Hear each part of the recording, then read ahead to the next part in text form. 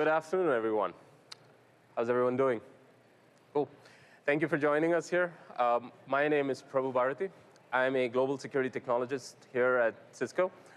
So in the next 30 minutes or so, the session we're going to sort of cover here is around how do we outsmart identity attacks.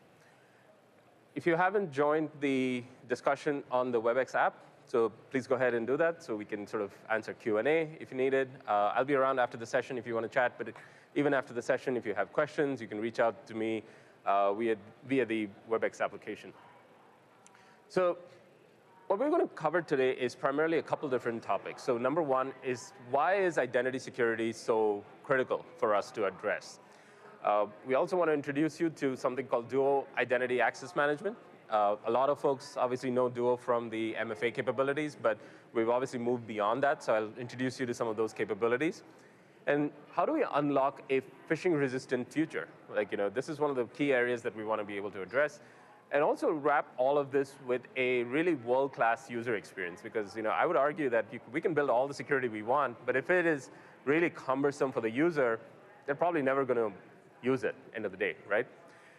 So we talk about this statistic, and I'll show you that in a second here, is around, we have this concept of attackers are really just trying to almost log in these days with stolen credentials. Why would someone actually try to hack in when they can just log in with stolen credentials?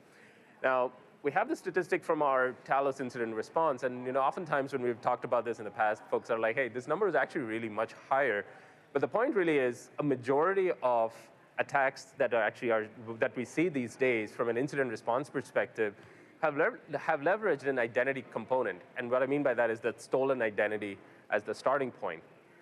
And in addition to that, when we talk, a lot of times people are like, oh, I have MFA. That should solve this, right? But the fact is, attackers are expecting these days for users to have MFA already turned on.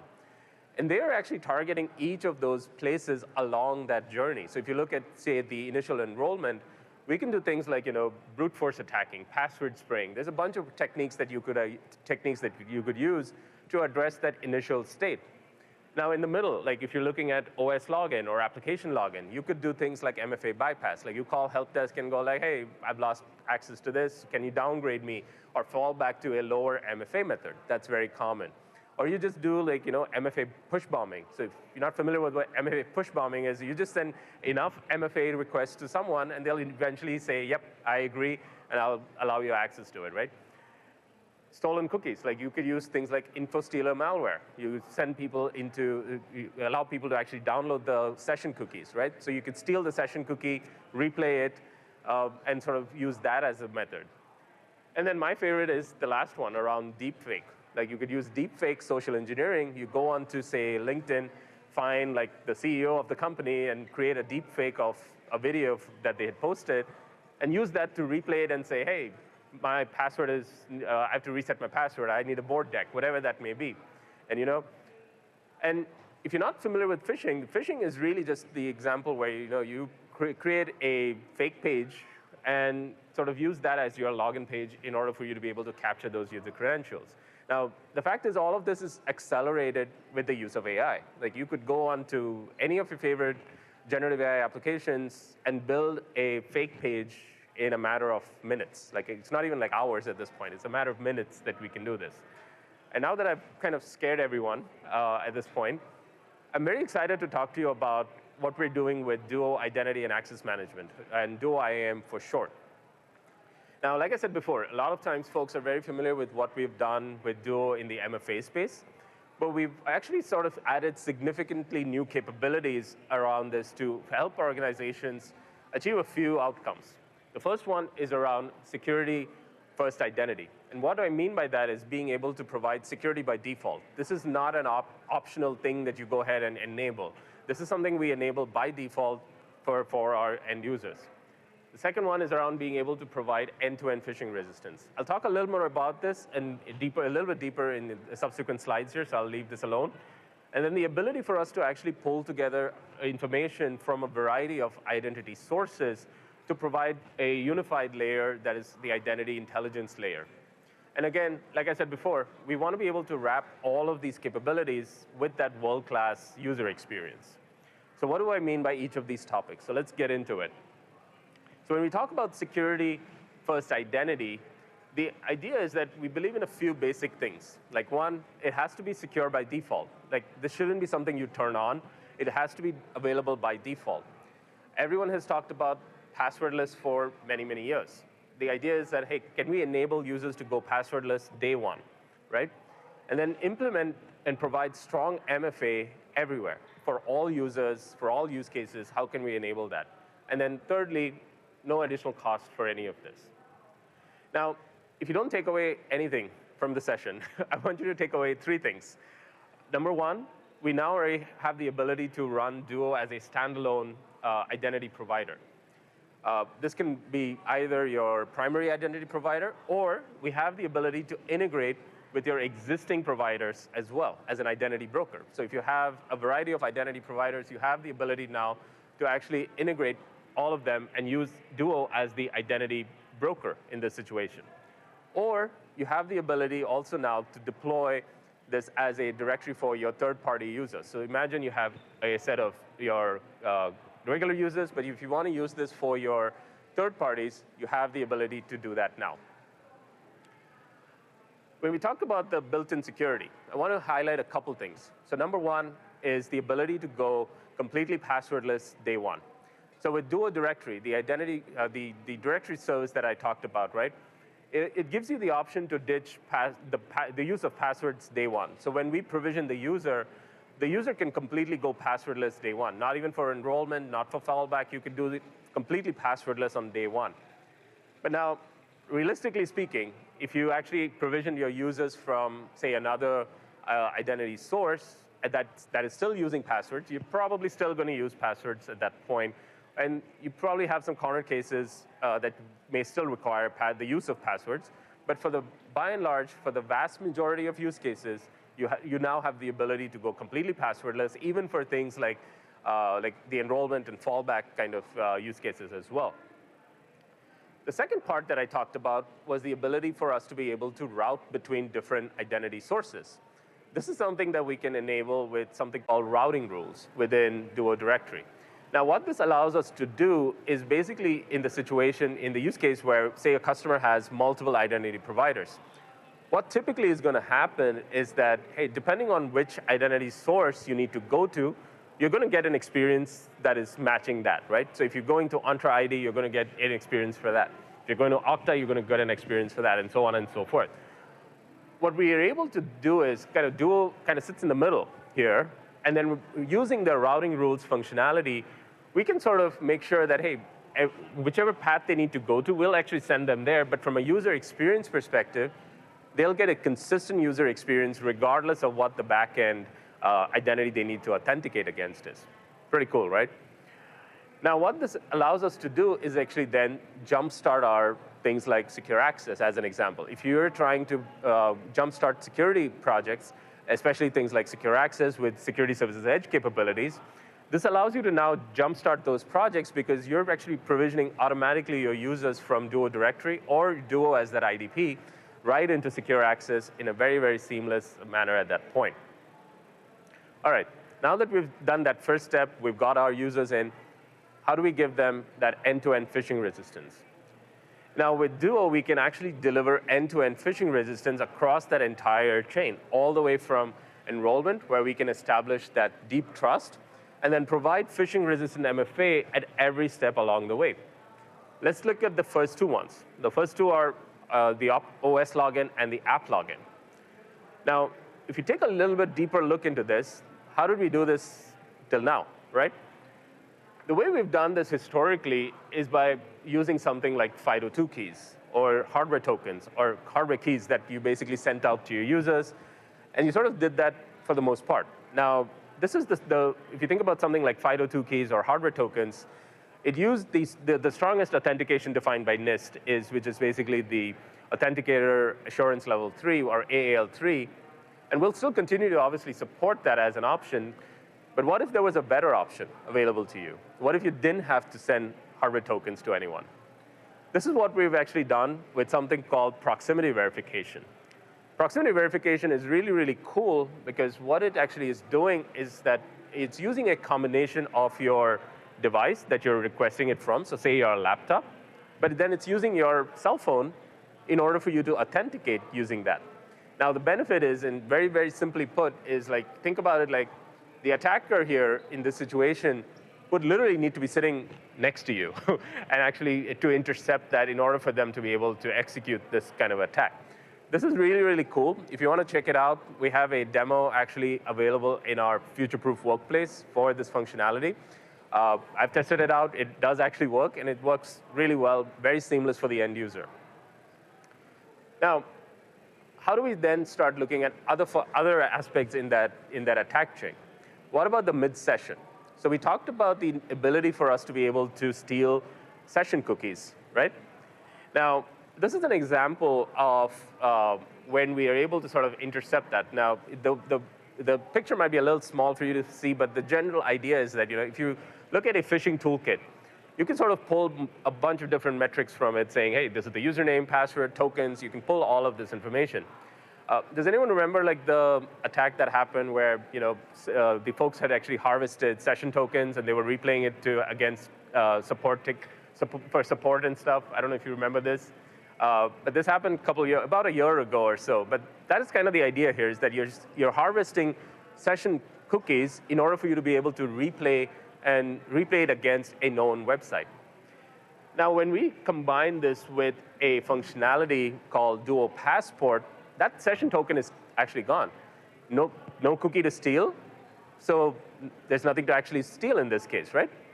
So very, very interesting, very cool technology that we've actually being able to enable this with session theft protection that we can do with Duo Passport. So what about the help desk use case that we talked about? Now, the deepfake scenario where someone's going to call the help desk and say, I'm the CEO, reset my password. In order for us to establish deep trust before we actually do things like help desk verification or actually go through that self-service process, we've actually partnered with we've actually created a partnership with a company called Persona. What Persona allows us to do is actually introduce that identity verification workflow during something like this, where someone goes like, I'm the CEO, I want to do this. You can actually introduce this as a way to establish that deep trust. The reason why we're doing this in the first phase of our partnership is because there's a lot of flexibility. They have a broad set of options. They provide global support.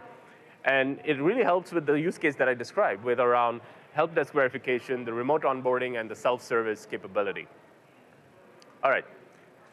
Now, we want to talk to you a little bit about the unified identity intelligence.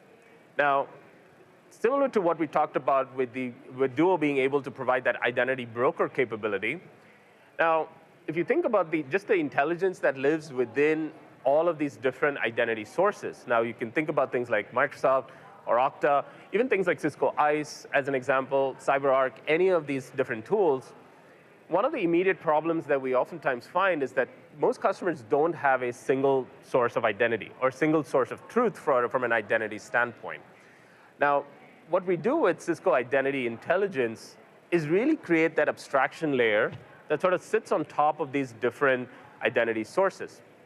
Sort of under the hood, if you think about it, what it's doing is it's really a graph database. And what we can do is then sort of pull together all the information we have from these heterogeneous sources and create a converged view of that identity from an end user standpoint. But not just that, because we also have information on the applications they are accessing, we can then take this one step forward and we can start monitoring this in almost near real time and say, hey, is this normal behavior? Is this user expected to come from Singapore, as an example? Are we seeing things like, the travel kind of use case as an example, So what is abnormal, what is normal? We can sort of baseline what that usage sort of looks like.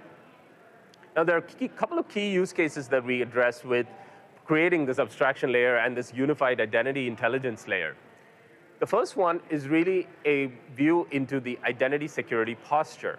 And what I mean by that is being able to surface immediate things like, hey, what is our MFA coverage like? How many folks in our organization have MFA turned on as a step one? Beyond that, what kind of MFA do they have? Did they just turn on two-factor with a text message, or did they actually do with push? Did they do with biometrics? Are they doing basically strong MFA or weak MFA? So we can sort of get more insights into what that MFA sort of usage looks like. If you want to track your passwordless adoption, that is another option. You want to see how you're doing against a compliance framework. That is also an option as well. So you could kind of get an idea of what that identity security posture looks like to really start eliminating things like, hey, do I have excessive permissions for my admins? Can I highlight some of those MFA gaps? Like, are there certain applications that don't have MFA and certain users who are notoriously not doing this at all? And then what we can do after this point is then start sharing these actionable insights to other parts of our Cisco portfolio. Now, there are products like Cisco Secure Access and XDR that are already sort of ingesting this information. But even within Duo, as an example, what we can do is things like, if we find that, hey, we have a user who we have marked as nefarious, we can log out the user. The example I gave you around the session cookies as an example. Within Cisco Identity Intelligence, we can detect things like duplicate sessions. So for example, if I have this stolen session cookie as an example, we can sort of detect that, hey, I have a regular session, but I also see a parallel session for that same user. That is potentially a situation where someone is actually replaying that session with a session cookie. In that situation, you can actually log out both users and have the user come back and do step-up authentication and so on and so forth. So you can automate remediation through these kind of workflows if needed. Now, one such example is with Cisco Secure Access. When you think about how we've done access and authentication historically across a lot of different products, you can argue that there is a little bit of a blind trust when we've created this. Now, we've done security policy for decades in the same way. You could go to Active Directory, you could go to Entra, whatever, get authentication, and then use that in a policy and say, yep, go ahead, this is your application. But are we actually assessing who the user is after that initial point? We're actually not assessing who they are, or they're who they say they are. This is where, with identity intelligence, we can continuously assess to see, are you who you say you are? And are you doing the actions that you're intended to do? And if not, can we take action to prevent that? One of those key pieces there is something called user trust level. And this user trust level is something that is available across a variety of our products. Now, I'll give you an example of what secure access looks like, but broadly speaking, user trust level is kind of like, it can go from, hey, I have a user who is trusted because they're doing everything they are expected to do. But let's take it one step further. Like, let's assume that they start doing a few nefarious things. They're coming from a different country that we've never seen them from before. You would potentially mark them as neutral. But let's say they're starting to elevate their privileges and doing some additional things. That's when we can potentially mark them as untrusted user, right? And write policy to basically block them. I'll give you an example of how this works inside Secure Access. Now, we create this sort of integration with CII and with Secure Access, and that trust inspection kind of then begins. We start looking at what that user is actually doing at that point. Now, let's assume there is a dramatic change in that user trust level, right? Where that user went from not just being a trusted user and a neutral user, that user is actually now untrusted completely.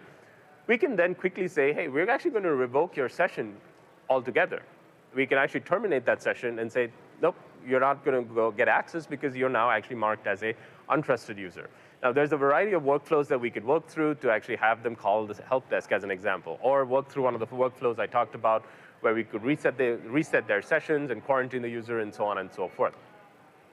This is all great, but again, I always tend to go back to the user experience. If this is something that is such a heavy lift, no one's ever going to adopt it. This is where that world-class experience really, really comes into play, where we want to be able to provide that to the end user. And this is what we're able to deliver with Duo Passport. Duo Passport, basically, if you think about it broadly speaking, captures this idea that we want to be able to securely pass trust between these authentication points. And what do I mean by that? So think about the data that a lot of us have. Like, we sit down at our laptop, we open our laptop, authenticate, and then what do? We go to Outlook. We go to a different bunch of applications. We go to Salesforce or any number of things during the day. Now, imagine at every point you were prompted for an MFA request. How annoying is that, right? That's what we're going to be able to sort of solve for and say, hey, we're going to be transparently able to solve for when you log into your Outlook in the morning and when you go to Salesforce and when you go to your second and third and fourth application throughout the day, regardless of whether it's a thick client or a thin client, how can we transparently transfer that authentication across a variety of applications throughout the day, as long as nothing actually has changed. You're on the same Wi-Fi network, you're sitting at the same desk, and nothing has changed, so that's the way for us to do it. But what if actually something changed, as an example? What if the firewall, as an example, was eliminated? So you went and turned off the firewall for whatever reason. Or basically, ultimately, if you think about it, it's some risk signal that fires in order for us to make that change. That's when we would actually re-authenticate the user. One such example is when you sort of get up and go to the coffee shop, as an example. That's where we could re-authenticate the user, given the new parameters that we have. But what we're doing is really allowing us to be able to provide an experience where we are able to frustrate the attacker, not the user, with this experience at the end of the day. So hopefully this was a good use of, give you a good idea of what the capabilities are. Please complete the session evaluations here. I'll be around. I know we have a little bit of time here, so I'll be here for you to help answer questions. Please let me know how I did in the session evaluation here. And please continue your education. There's a ton of resources in the world of solutions. There's a ton of demos that we offer around this. And please, if you want to meet one of the engineers, you could do that. Attend one of the labs. And thank you again for joining me here. Hopefully this was a good time, and I wish you a good rest of the conference. Thank you.